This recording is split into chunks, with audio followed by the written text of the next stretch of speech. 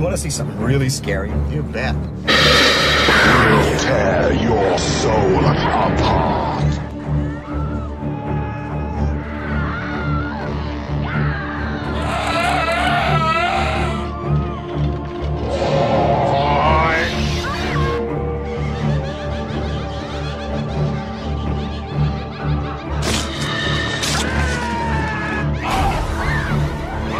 Jesus Christ! No, it's not. Now, was that civilized? No, clearly not. Fun, but in no sense civilized.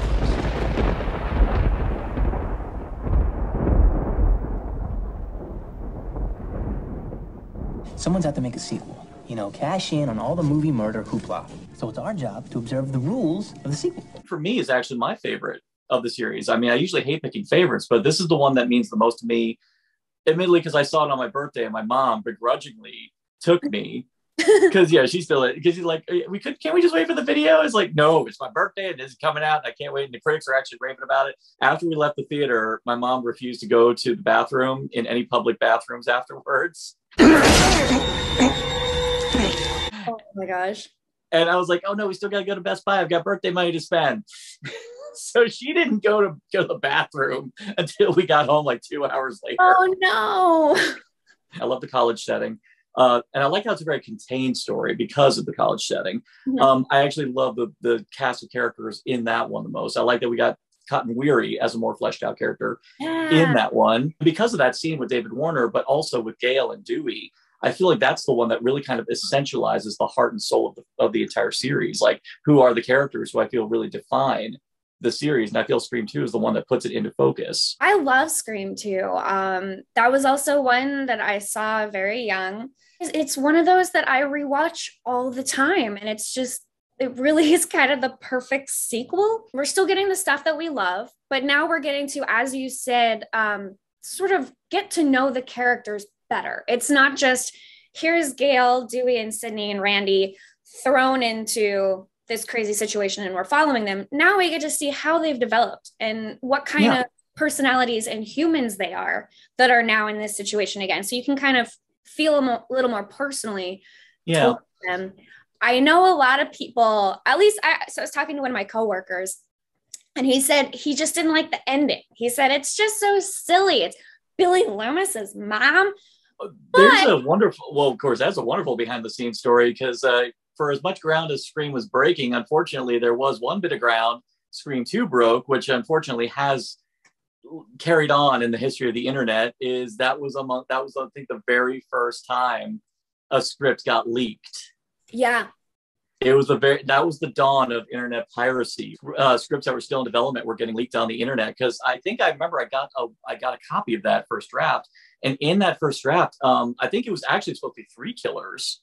Mrs. Loomis, I think, was always supposed to be a thing, but the killers were going to be Derek and Hallie. Oh, okay. It was supposed to be them, and it kind of makes sense because these are the two people who, throughout the movie, are the ones who Sydney's kind of like relying on for solace, and they're the ones dragging her into the web. So it's like I can see where they're going with that, but there's a part of me kind of I'm good with what they did here. I kind of like that the secondary killers just kind of an appendage of the first. It kind of gave it more focus. I like that it wasn't Derek. I guess now for the future, every time people want to say, oh, it's clearly going to be the love interest every time, it's like, no, you're totally forgetting that was the point of Scream 2, is that we've seen the rules and you're supposed to think it's this way, and now it's not. And I feel like a lot of people keep forgetting about Derek. Like, no, he was actually just a loving, caring boyfriend. And it was a nice way to, so now any movie that comes out after, you're like really guessing. But I was going to say, like, I know some people think it's just so hokey to have, oh, it's Billy Loomis's mom who suddenly showed up out of nowhere and suddenly gives a shit. But to me, that felt like such an 80s B horror movie type plot.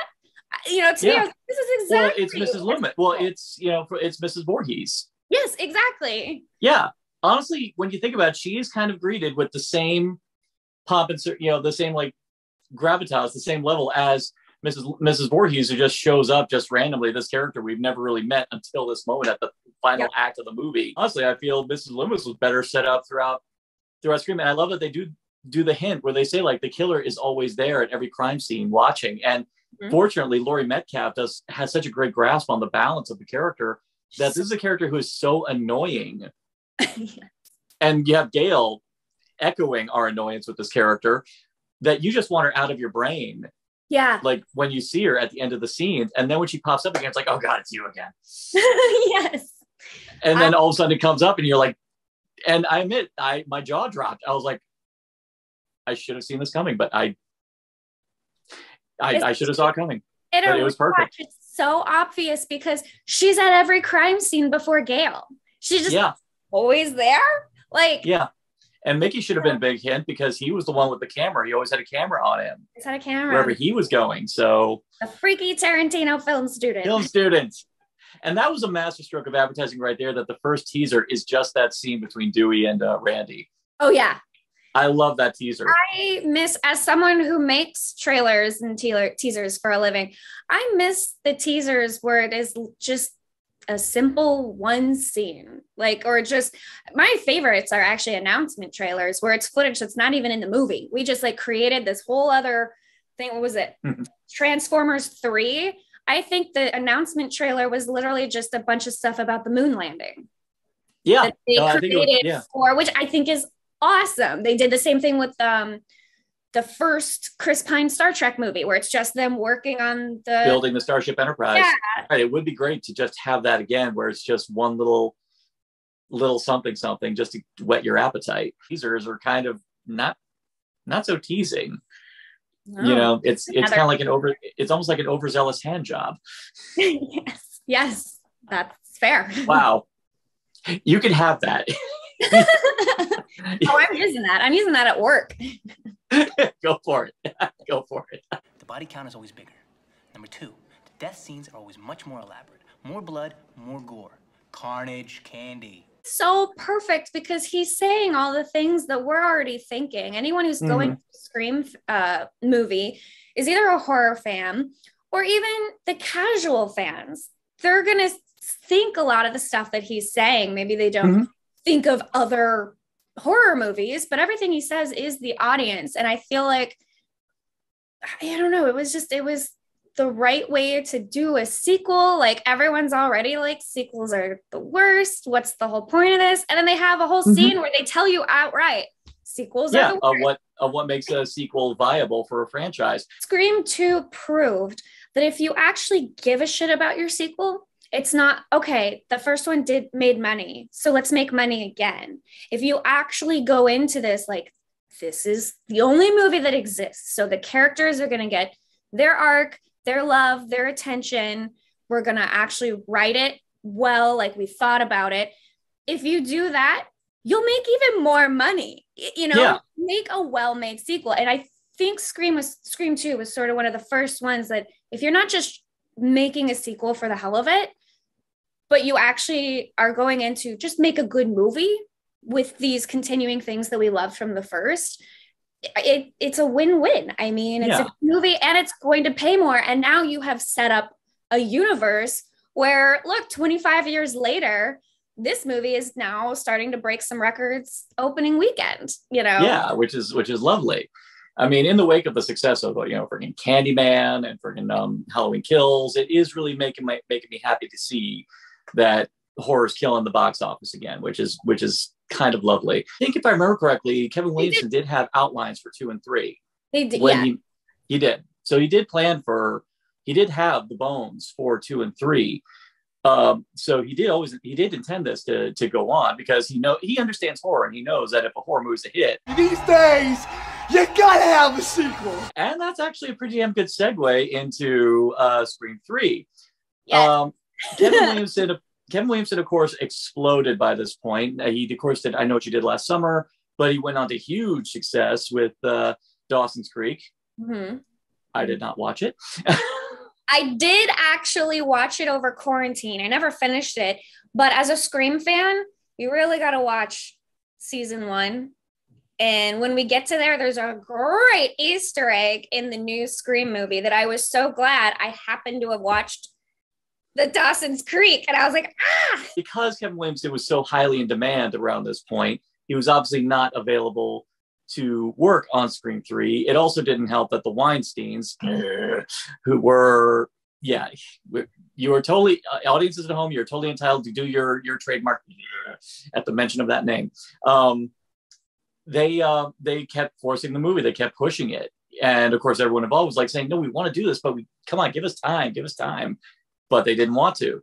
And they wanted someone who was quick and quote unquote efficient. And that's where Aaron Kruger came in, who at the time, not a bad pick because he was fresh off the heels of Arlington Road. But I will give him this. Arlington Road may be his masterpiece, flat out. It took me off guard. It is absolutely an insanely well-made film. But unfortunately, one major thing that Weinstein pushed was they wanted more humor. So that's why it's easily the silliest of the bunch. And it is. I mean, we're straight up Scooby-Dooing this shit at the end. In a haunted mansion running from room to room, you might as well play the Benny Hill music.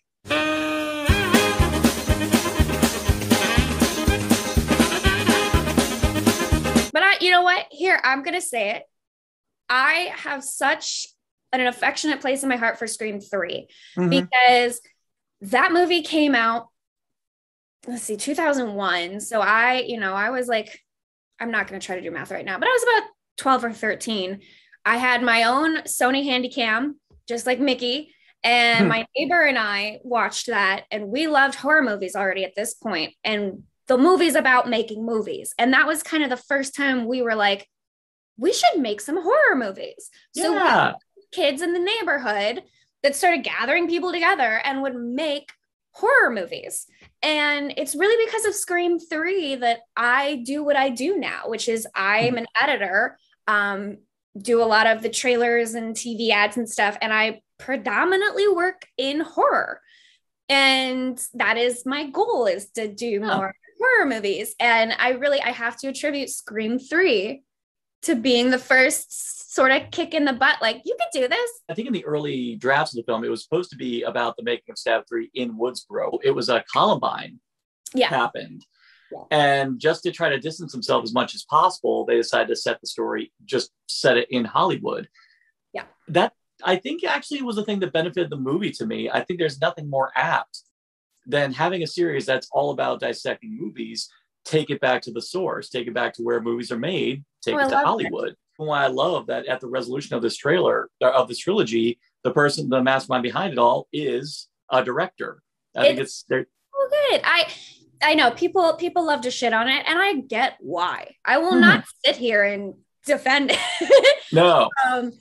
But and originally Stu Macher, I believe, was supposed to be the killer. It was supposed to be back in Woodsboro, and he had lived. There was some kind of connection that Matthew Lillard was going to come back. But yes, Columbine changed it.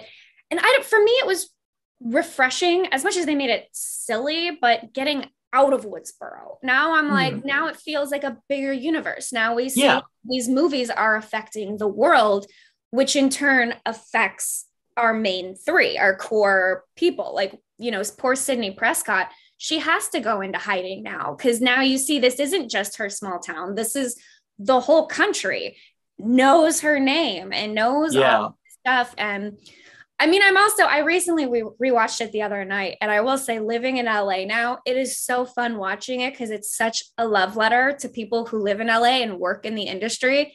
So many of those jokes are unfortunately true, like laugh so we don't cry.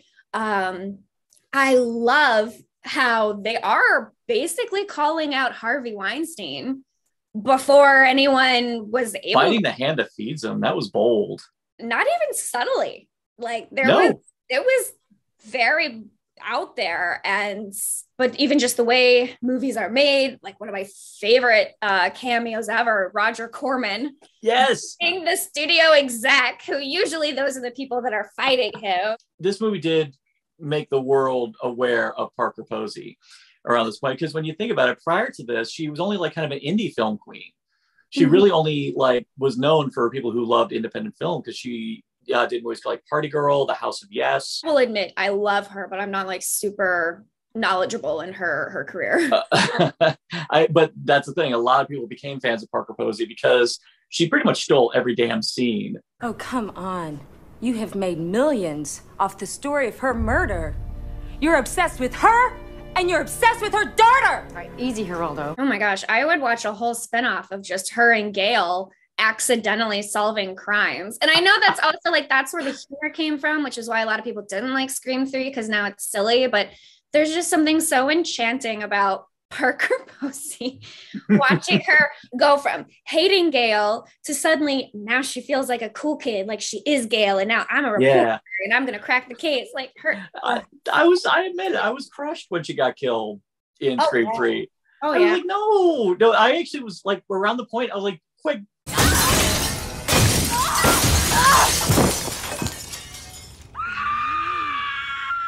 Save her. Like, oh. Yeah. Made me sad. That was You know? a tough one. I mean, we got a hashtag for Kirby Lives. Why can't we have a hashtag for Jennifer Lives? Right? That's true. I can't wait to talk about Kirby later. We'll talk about again. We're doing a big round. Take a drink for every time we go. We'll talk about that later. Yeah, right? Pretty much. Too bad we should have set that up at the beginning. It is actually kind of apt that Scream 3 was not as well regarded because in a wonderful kind of almost, I don't want to say meta way, but I'd say actually more just serendipitous way.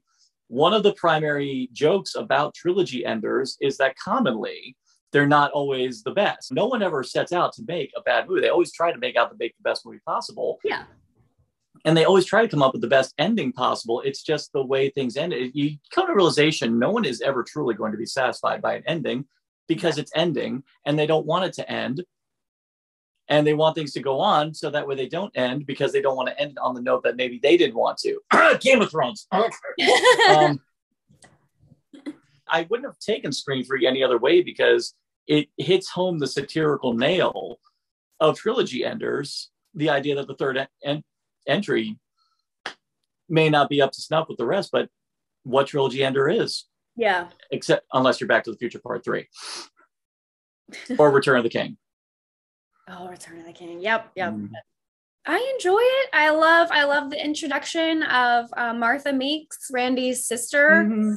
Well, Head of Malarazzo, you know. Yeah. At that point, she was fresh off the heels of Welcome to the Dollhouse. When Scream was such a hot commodity at that point, it's not surprising me that so many people wanted to be in it. I mean, friggin' Patrick Warburton is in the movie. Parker Posey and Patrick Warburton are great improv comedians. The whole part where Parker Posey just jumps up into his arm. He just like cradles her. I want to cosplay that outfit at a horror convention with her like little buns and the like red pleather pants. I don't know. It's just so ridiculous. Parker Posey's great, but someone who really easily could have stolen the movie if they only added a little bit more was Patrick Dempsey's partner. His lines make me laugh so hard. I still think one of the best lines in the whole series is when Lance Henriksen is like, you don't have any reason to think that the death has anything to do with the movie. And the cop just goes, he was making a movie called Stab.